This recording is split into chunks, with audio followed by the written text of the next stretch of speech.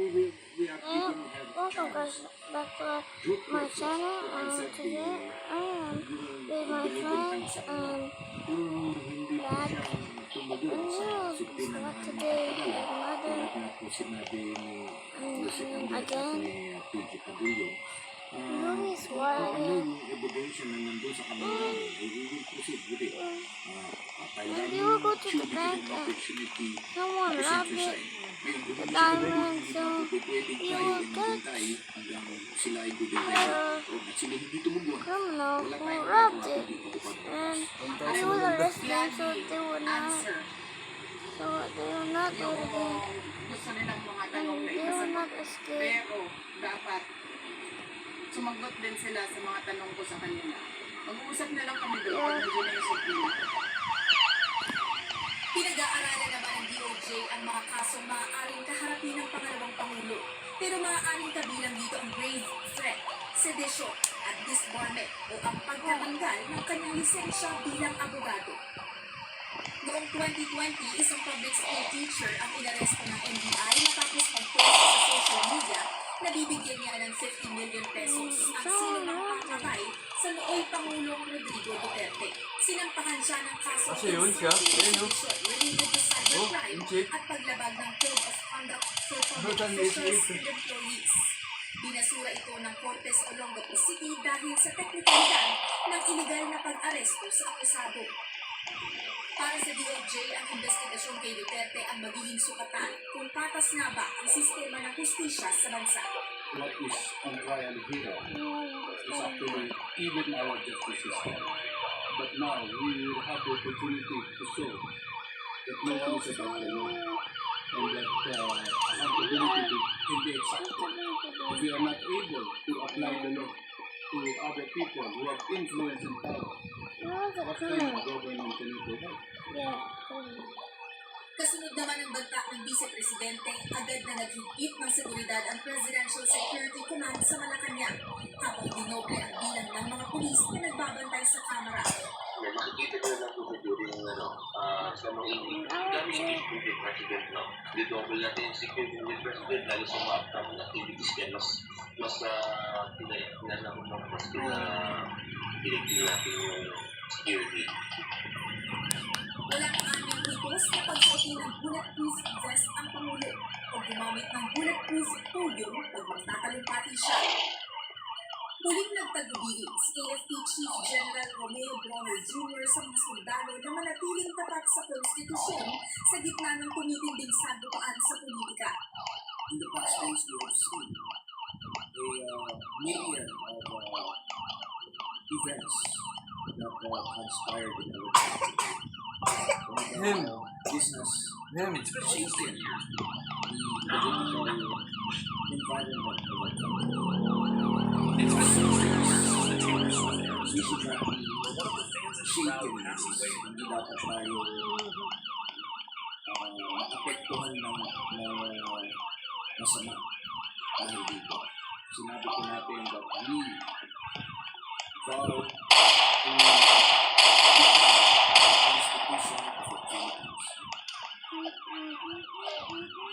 that means that we have to follow the chain of command. So sinabi natin, we are loyal to our country, we are loyal to our flag, we are loyal to our organization,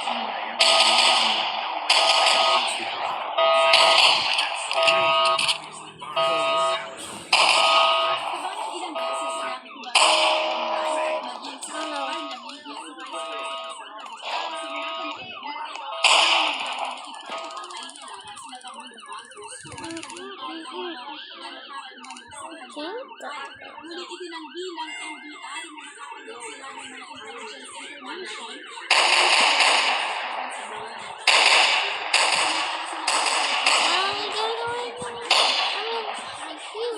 Airboss versus Boeing.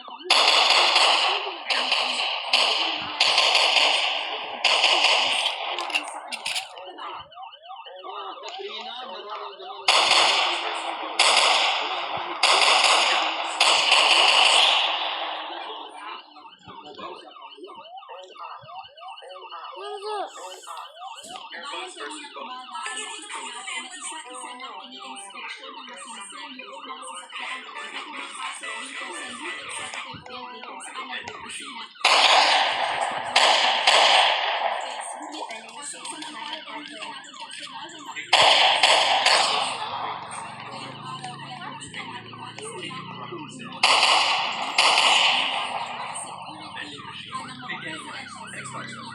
Wait. Maraming salamat, Dr.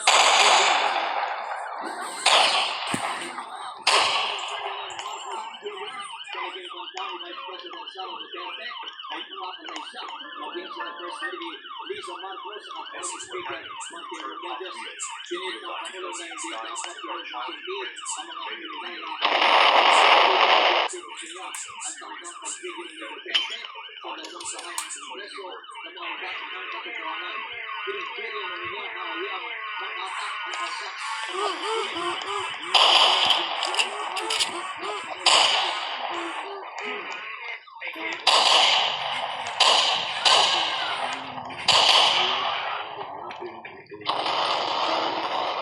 Nandiyan ang walang pangundang pagkakita at ang pagkabangkat ng plan ng sa atin.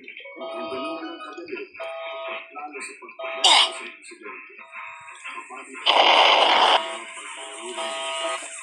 ang mga pagkakaroon ang ganun ng pagkakita hindi dapat sa Democratic Party, hindi This guy is the ultimate giga. o bilang pinuno ng executive This department. guy is the ultimate giga I check. like He it. lives in the USA and has such a strong masculine jawline that makes him a true sigma. His jaw Bro, is that so the sharp that music, he can literally music. fold objects with it, from phones and remotes Marami to yun. an entire weapon. This is what Sa mastering mga Ewing halal looks ng like. bayan, This guy is the ultimate giga check. hindi na sana nakakantong sa ganitong plano. Guys, we are late for our plane. Ang We mga have to run. legitimo katanungan sa Senado at sa House of Representatives. Ang katotohanan ay hindi dapat itokhan.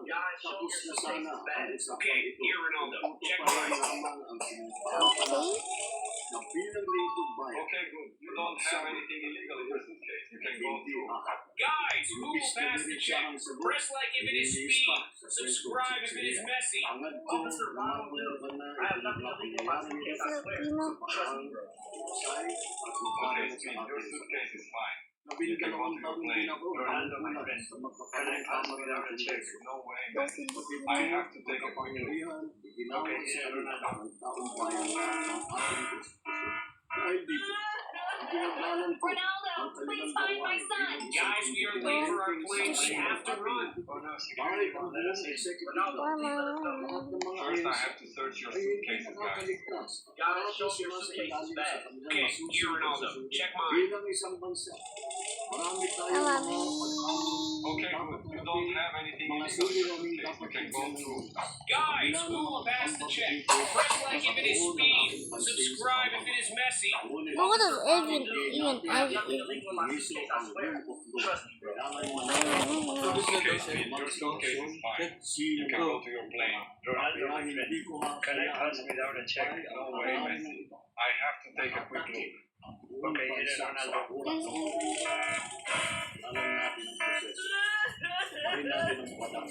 Parin natin ang katiwala sa atin ng milyon-milyon na Pilipino. Magtrabaho po tayo sa ikahuhula ng Republika ng Need you now.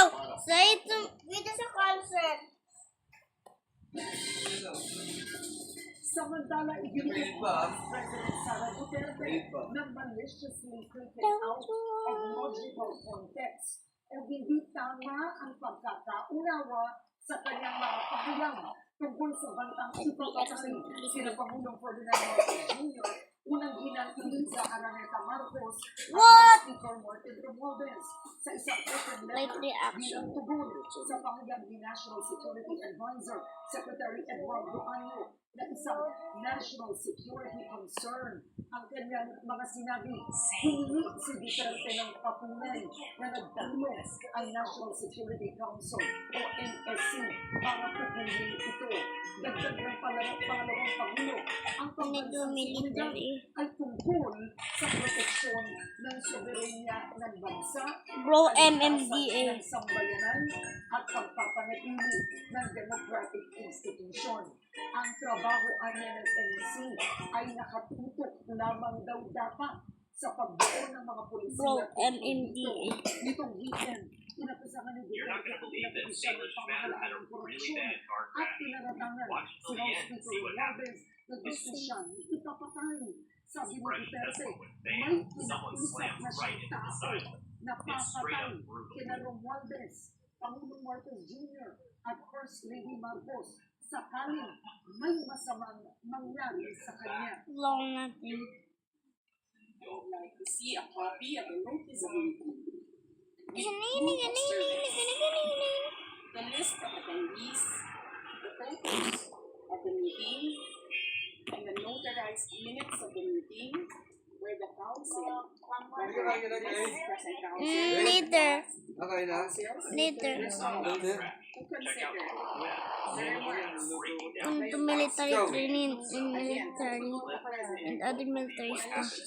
taken out of the logical context Kung military as a military national training. security concerns.